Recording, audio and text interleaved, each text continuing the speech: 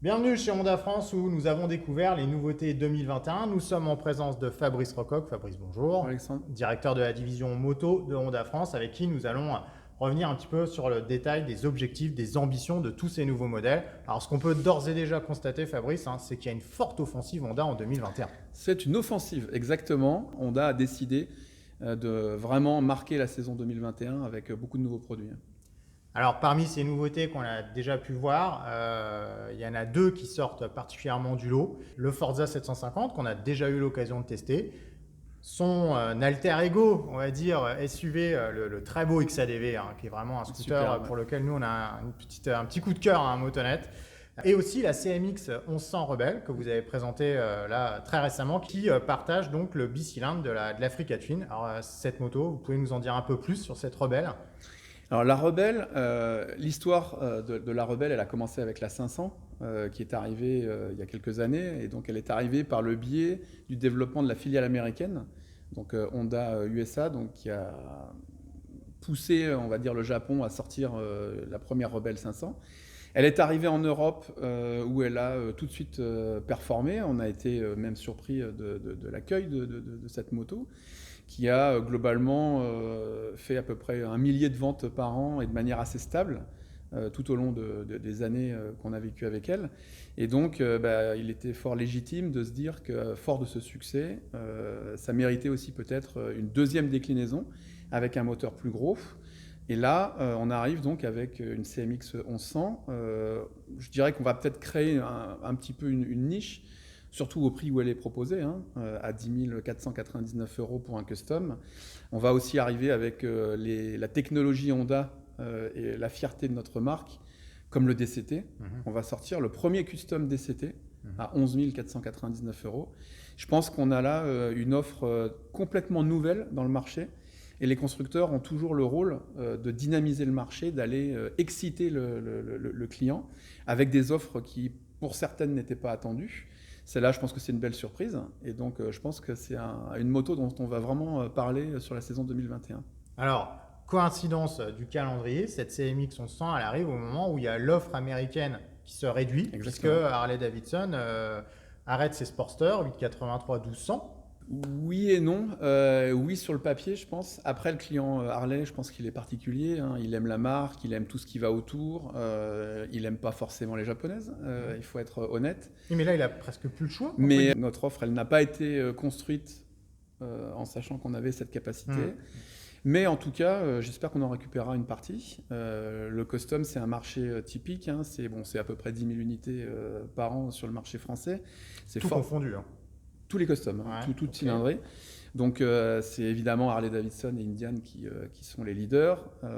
On n'a pas l'ambition d'aller chahuter complètement le marché, mais on a l'intention d'aller capter une partie de cette clientèle et puis de faire revenir aussi peut-être au custom certains clients. Le custom, c'est une moto facile avec une hauteur de selle relativement basse. On pense qu'on peut faire venir une clientèle féminine aussi. On l'a vu sur la 500. Le taux de clientes féminines sur la 500 est relativement important.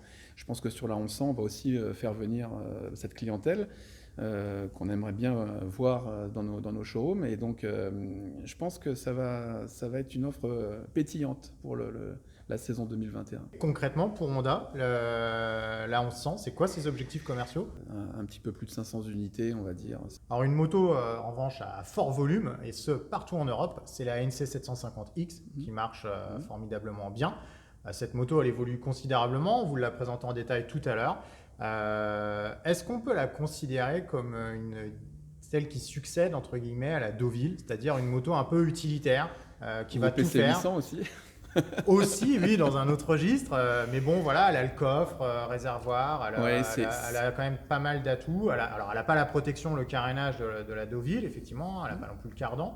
Mais est-ce que dans l'idée, pour Honda, cette offre, elle est comblée Elle peut, oui, finalement tout à fait. Ouais. avec la X? Ah oui, ouais, elle peut, tout à fait. En fait, c'est une moto intelligente, c'est une moto avec laquelle on va travailler tous les jours, c'est une moto avec laquelle on peut rouler 7 jours sur 7. J'aime pas le mot utilitaire, mais je préfère commuteur. Le mot commuteur est plus adapté, c'est-à-dire que c'est... Sinon, on dit une moto utile. Une moto utile, ça peut être, oui, ça peut être une moto utile. C'est une moto vraiment pragmatique. C'est une moto qui est vraiment bien pensée. C'est une moto intelligente. C'est une moto, alors maintenant, à laquelle on a donné aussi un peu plus de caractère, parce qu'on nous reprochait aussi le fait que finalement, bon, côté moteur, c'était peut-être pas assez sympa et pas assez punchy. Donc on a augmenté le régime de rotation. On a augmenté la puissance de 3 kW. Et donc, on lui a donné un petit peu plus de caractère. Donc je pense que l'association, justement, entre la hausse de caractère et le côté pratique, qu'on garde évidemment et qu'on optimise même, je pense que ça peut faire une moto vraiment bien. Elle a aussi pour elle la consommation qui est extrêmement faible. 3,5 litres au 100, ça veut dire qu'on part pour la semaine quasiment avec un réservoir. Donc je pense que c'est vraiment une moto vraiment pertinente, très pertinente.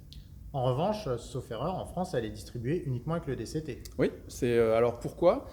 Parce qu'effectivement, elle existe dans ces deux variantes, Ouais. mais aujourd'hui, le client ne demande que du DCT on a essayé de réintroduire la boîte manuelle et à 2 reprises. Et donc, à chaque fois, c'est la même chose. En fait, le client choisit vraiment le DCT. Alors, autre nouveauté un peu inattendue, c'est la CRF 300, donc passe de 250 à 300, donc toujours aussi mignonne avec ses coloris Rally Raid. On l'a présenté également en détail tout à l'heure. Ces 300, sur le marché français, elles ont du mal quand même à trouver leur place, que ce soit les 300, 400. Et pourtant, avec le permis, les contraintes du permis moto A2, on se dit que théoriquement, elles ont tous les atouts en main. Comment vous analysez ça, vous, du côté de Honda ? La situation a évolué sur ce type de moto, et notamment cette année. On s'est rendu compte en fait que par le passé, même avec la cylindrée 250, les ventes étaient vraiment très faibles. Et cette année, on constate que des clients veulent maintenant se faire plaisir avec une moto à petit budget, on va dire, mais en étant capable d'aller dans les chemins, de s'amuser, de trouver entre guillemets une moto ludique. Donc ça serait quelque part une approche de seconde moto ? Oui, c'est une moto vraiment ludique. Je ne vais pas dire un jouet, mais c'est un petit peu ça quand même. CRF 300L, CRF 1100L, au milieu, est-ce qu'il ne manque pas une CRF 750L ? Il pourrait manquer effectivement, mais pour l'instant, on n'a pas de projet encore sur cette cylindrée-là. C'est vrai qu'on nous le demande, hein, il faut être honnête, c'est une demande de la clientèle. Mais en tout cas, pour l'instant, malheureusement, la maison mère n'a pas décidé d'investir encore sur ce segment. Ces nouveautés, donc, elles débarquent en force. Elles font plein d'étincelles dans les yeux, mais ça met du coup du baume au cœur en cette période effectivement de sinistrose, de crise sanitaire sans précédent. Est-ce qu'elles vont nous aider justement à passer ce cap du Covid, ou est-ce que vous ne craignez pas un phénomène de rejet de la part de certaines personnes qui pourraient être en difficulté financière en raison du Covid ? Je pense qu'effectivement, il y a des difficultés économiques et pour l'instant, la France est relativement protégée puisque les aides sont nombreuses. L'année 2021, potentiellement, effectivement, va pouvoir exacerber un petit peu ces difficultés économiques. Mais je pense que le 2 roues motorisé l'a prouvé en 2020. Ce marché est un marché solide. C'est un marché qui est vraiment, on va dire, fait, de fondation vraiment pérenne. Pourquoi ? Parce que si on regarde l'année 2020, elle a été globalement composée de 3 parties. La première partie qui était donc jusqu'à fin février, où là on avait une croissance de 24% incroyable que personne n'avait vu venir, donc vraiment un marché qui était parti pour battre des records à plus de 200 000 unités.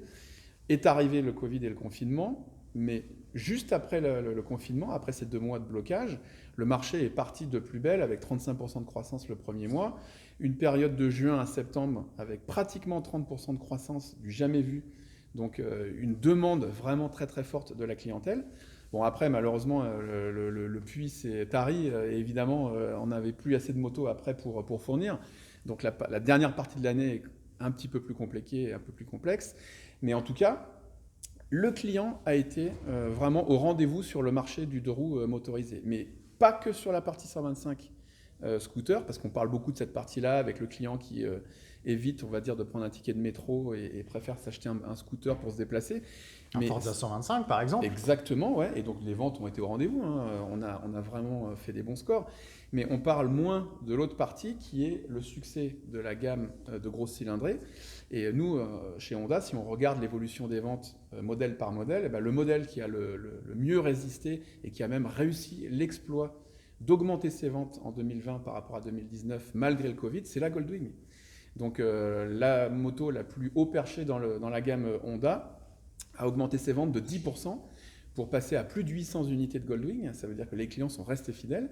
L'Africa Twin a stabilisé ses ventes, par exemple. Donc tout ce qui est grosse cylindrée avec moto plaisir, on a vraiment gardé les volumes qui étaient ceux de 2019 et en ligne avec nos objectifs. Donc on voit quand même qu'il y a un côté sanitaire où le 125 est là en zone urbaine pour pallier, on va dire, à l'angoisse de la pandémie.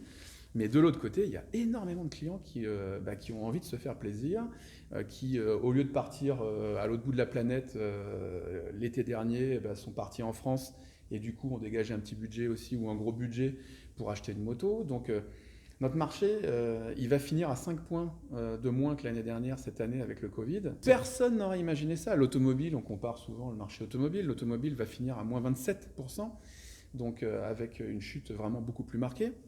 Donc on pense que 2021, on va avec ce marché vraiment solide, avec des fondations vraiment fortes.